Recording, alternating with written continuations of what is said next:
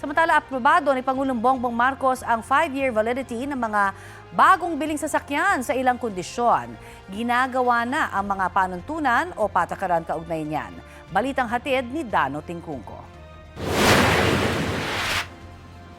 Sa kasalukuyan, 3 taon valid ang rehistro sa isang bagong biling sasakyan dahil ipinagpapalagay na maayos ang kondisyon.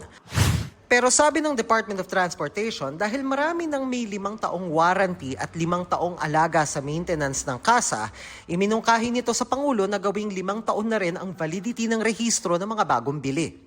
For the convenience nitong mga motor vehicle owners at motorcycle owners, no? At para maiwasan na rin po natin, hindi lang po yung mahabang pila, pero again, yung mga parang fixers, corruption, kasi diyan nagsisimula po lahat yan. Inaprubahan ng Pangulo ang 5-year validity ng mga bagong biling sasakyan sa ilang kondisyon. Sabi ng ating Pangulo is to ensure the roadworthiness ng ating mga itong bawang sasakyan.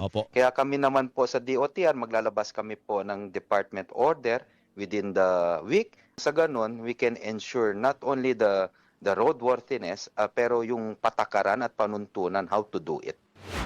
Binabalangkas na ang panuntunan para dyan na inaasahang makakapigil sa katiwalian at makakabawa sa pasanin ng mga nagpaparehistro.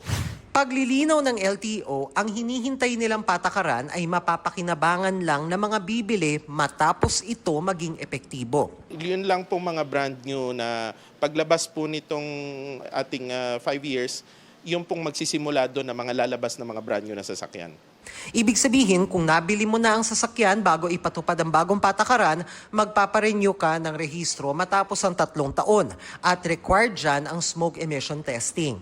Sa mga sasakyan namang bibilhin kung epektibo na ang 5 taong validity ng rehistro, pinag-aaralan pa kung kailan itatakda ang roadworthiness check.